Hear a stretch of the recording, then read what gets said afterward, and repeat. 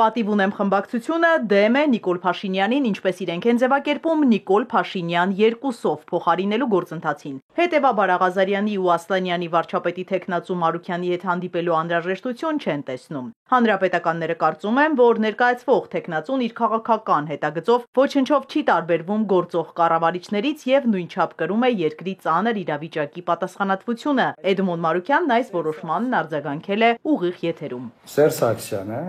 այսօր վիժեցրեց Նիկոլ Փաշինյանի իմպիչմենտի գործընթացը, մի րոպե Սերժ Սարգսյանը 8 րոպե առաջ վիժեցրեց։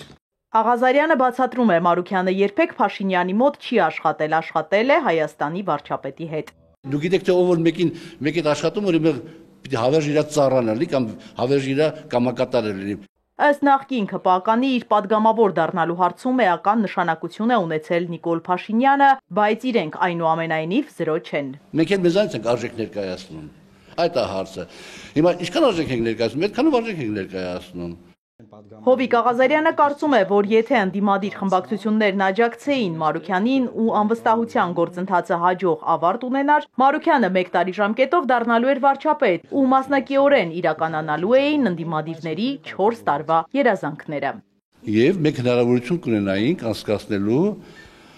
պատմության մեջ, նորագույն պատմության մեջ ամենաարդար ընտրությունները։ Ինչու՞, որովհետև կա Էդմոն Մարուքյան վարչապետ, կա քաղաքացիական պայմանագիր մեծամասնություն, կա Հայաստան դաշինք, կա պատիվ ունեմ դաշինք, կա Վահագն Հովակիմյան Նիկոմից հարգված կենտրոնական ծառայական հանձնաժողովի նախագահ։ Աղազարյանը պատմում է, իրենք ի սկզբանե 7 թեկնածու են ունեցել, նրանց թվում նաև ինքն է եղել։ Իմ շանսերը ամենաբարձրն է, Նարեկ ջան, բայց ես նստաղալ չեմ ապեր։ Վարչապետի նախկին թիմակիցը ռեյտինգավորել է քաղաքացիական պայմանագիր կուսակցության որոշ падգամավորների, ըստ Նիկոլ Փաշինյանի նկատմամբ հավատարմության աստիճանի։ Նիկոլի ինքը հավասար է 1 Նիկոլի,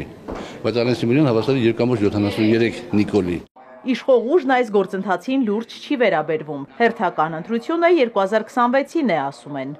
Որևիցե գործընթաց, որը վերաբերում է կառավարության նկատմամբ անվստահություն հայտնելուն, ես առնվազն այս փուլում լուրջ չեմ ընկալում։ Նախկին ԿՊԱ-ականները նաև պլան B ունեն, բայց հիմա փակագծեր չեն բացում, ասում են, իրենք էլ չեն միանա ընդդիմության թեկնածուին ոչ մի դեպքում։ Իզաբելլա Հովհաննիսյան, Հարություն Հովսեփյան, Էպիկենտրոն։